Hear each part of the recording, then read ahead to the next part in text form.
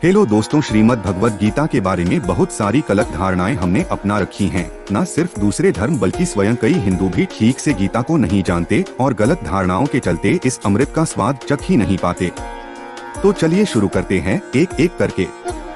गीता तो जी सिर्फ हिंदू धर्म के लिए है। आपको जानकर आश्चर्य होगा कि गीता में हिंदू शब्द का प्रयोग एक बार भी नहीं हुआ है। इसलिए भागवत गीता को सिर्फ हिंदू ग्रंथ बोलना उचित नहीं होगा। और गीता का उपदेश भी यही बताता है कि गीता सिर्फ हिंदू धर्म का ज्ञान ना होकर मानवतावाद का ज्ञान देती है। आप विश्व के किसी भी हिस्से से हो, किसी भी धर्म के हो, गीता पढ़ सकते हैं, क्योंकि ये सनातन धर्म को प्रचार करने के लिए नहीं बल्कि असल जीवन जीने की कला को सिखाती है। और एक अच्छा जीवन जीना सिर्फ किसी धर्म का नहीं बल्कि समस्त मानव जाति का उद्देश्य होता है। तो यदि आप एक अच्छा, खुशहाल और सही जीवन जीना चाहते हैं तो आपको गीता जरूर पढ़नी और समझनी चाहिए। गीता पढ़ने से आप अपनी पूरी लाइफ सही और गलत स्पष्ट रूप से पहचान पाएंगे। तो हम तो गृहस्थ है।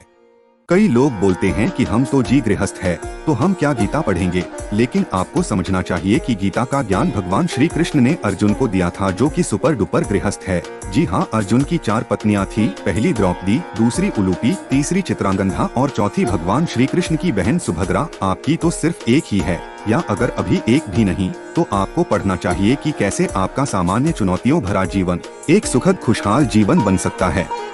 साधु बाबा न बन जाएं। अब हो सकता है कि आप में से कई लोग ये सोचें कि गीता पढ़ने से ब्रह्मचर्य की तरफ मुड़ जाते हैं। सब घर बार छूट जाता है अगर गीता पढ़ेंगे तो। इसका जवाब आपको पहले ही मिल चुका होगा, पर फिर भी ये सोचिए कि अगर ऐसा होता तो अर्जुन तो सबसे पहले जीवन छोड़ के ब्रह्मचारी बन जाते। तो क्या ऐसा हुआ? नहीं ना, बल्कि गीता ज्ञान से अर्जुन को सब कुछ स्पष्ट हो गया कि क्या करना चाहिए और क्या नहीं। दूसरी बात ये है कि ना तो हम ठीक से गीता को समझ पाए और ना ही ठीक से ब्रह्मचर्य को, और सबसे महत्वपूर्ण बात कि असल में सनातन धर्म है क्या। ये सब समझना पने में एक अलग विषय है। अगले वीडियो में ये समझेंगे। फिलहाल आपको ये तो समझ आ गया होगा कि गीता पढ़ने से कोई ब्रह्मचारी या साधु नहीं बन जाता, बल्कि और अच्छे से अपने कर्तव्यों को पूरा कर पाता है। बुढ़ापे में पढ़ेंगे जी। जब मैंने गीता पढ़ना शुरू किया तो मुझे लोगों ने बोला कि क्या गीता बीता पढ़ रहे हो, बुढ़ा गए हो क्या। ये सब तो बुढ़ापे में पढ़ना चाहिए, अभी मौज करो। 60 साल के बाद पढ़ेंगे। गीता आपको अच्छा जीवन जीने की कला सिखाती है। तो अब आप ये सोचिए कि ये कला किसी को तब सीखनी चाहिए जब जीवन थोड़ा बचा हो, या तब जब सामने पूरी जिंदगी पड़ी हो। अगर शुरू में ही आपकी नींव अच्छी और मजबूत होगी तो मकान भी सुंदर और मजबूत बनेगा। तो ये भ्रांति की गीता तो जी बुढ़ापे में पढ़नी चाहिए या बुढ़ापे में पढ़ेंगे बिल्कुल ही गलत है। इससे आपको ये भी समझ आ गया होगा कि जितनी जल्दी आप ये गीता ज्ञान समझ लेते हैं उतनी जल्दी आपका जीवन बदलना शुरू हो जाएगा। उतनी जल्दी आप एक संतुलित जीवन जीना शुरू कर देंगे। उतनी ही जल्दी आप एक अच्छा इंसान बनेंगे। और सिर्फ अच्छे ही नहीं, आप एक संतुलित दिमाग के ऐसे इंसान बनेंगे जो अपने जीवन में सही फैसले ले पाएंगे।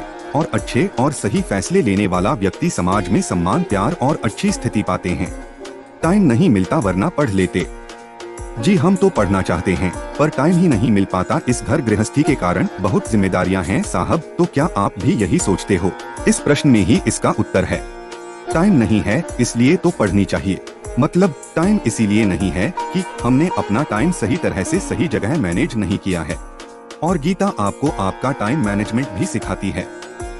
अगर आप बेकार फालतू बातों से अपना मन हटाते हैं तो आपके पास समय ही समय है। और ये क्या बेकार फालतू टाइम पास करने वाली चीजें हैं, ये भी गीता ही बताती है और उनको समझने और अपने जीवन से निकालने की समझ भी देती है। वर्ण व्यवस्था।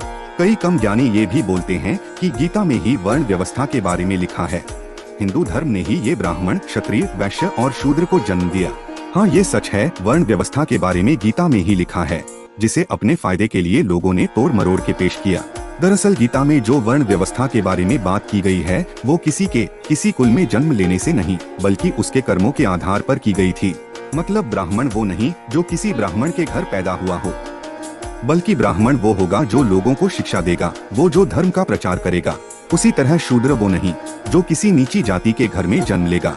नीची जाति ऊंची जाति ना कभी थी ना कभी होगी। तो शूद्र वो कहलाए जो सर्विस क्लास हो, या सरल भाषा में समझे तो वो जो सैलरी पर जीवित रहेगा। मतलब आज सारे सैलरी वाले लोग जो अपना जीवन सर्विस दे के जीवन यापन करते हैं वो शूद्र हैं। उसी प्रकार जो रक्षा करेंगे वो क्षत्रिय और जो व्यवसाय करेंगे वो वैश्य कहलाएंगे। सभी को छूट है कि वो अपने गुणों के और अपनी पसंद के अनुसार अपना प्रोफेशन चुन सकता है और उसी प्रोफेशन के कारण वो ब्राह्मण, क्षत्रिय, वैश्य या शूद्र कहलाएगा, ना कि वो किस कुल में जन्म लेता है से। ब्राह्मण का काम समाज को शिक्षित करना, क्षत्रिय का काम समाज की रक्षा करना और राज्य चलाना, वैश्य का काम व्यवसाय करके समाज के लिए धन लाना और टैक्स देकर समाज को चलाना, और शूद्र का काम इन सभी को उनके कामों में मदद करना और उस मदद के बदले सैलरी लेना।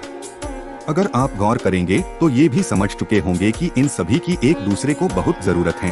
अगर ब्राह्मण नहीं होगा तो समाज अशिक्षित रह जाएगा और अशिक्षित समाज तरक्की नहीं कर पाएगा। क्षत्रिय नहीं होगा तो अयोग्य शासक के कारण राजपाट और राज्य डूब जाएगा। वैश्य धन नहीं लाएगा तो राज्य और समाज बिना धन के चल नहीं पाएगा, और अगर शूद्र नहीं होंगे तो पूरा सिस्टम बिना मैन पावर के खत्म हो जाएगा। आप ऐसे समझें कि अगर कंपनी में कोई एम्प्लॉय ही नहीं होगा तो मालिक क्या अकेले कंपनी चला पाएगा? तो सब बराबर हुए, सिर्फ अपने कर्म के अनुसार अलग अलग नाम दिए गए। इस पर अलग से भी चर्चा करेंगे किसी और वीडियो में।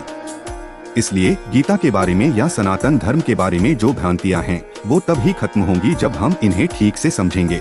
समझने के लिए हमें सनातन को समझना पड़ेगा, और सनातन तब समझ में आएगा जब हम पढ़ेंगे और समझने की कोशिश करेंगे, वरना कोई भी कुछ भी बताएगा और हम सच मान लेंगे। आपने ये कहावत तो सुनी होगी, नीम हकीम खतराए जान।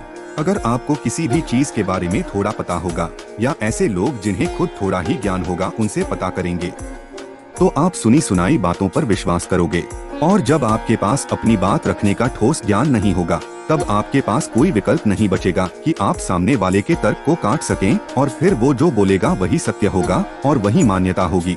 तो ये था सनातन और श्रीमद् भगवद गीता के बारे में छोटा सा प्रयास, ताकि जब भी कोई गलत बोले तो आप उसे तर्कपूर्ण समझा सकें कि सभी को अपने जीवन में कम से कम एक बार गीता क्यों पढ़नी चाहिए। यदि आपको इस वीडियो से गीता और सनातन धर्म के बारे में कुछ नई बातें पता चली हों और आप चाहते हो कि इसी प्रकार की अच्छी जानकारी हम आपको देते रहें, तो वीडियो को लाइक करें, चैनल को सब्सक्राइब करें, कमेंट में अपना आशीर्वाद दें, और हाँ, अपने चाहने वालों को और अपने व्हाट्सएप ग्रुप में जरूर शेयर करें ताकि सनातन धर्म और गीता का सही ढंग से प्रचार हो सके। धन्यवाद। तो मिलते हैं अगले वीडियो में।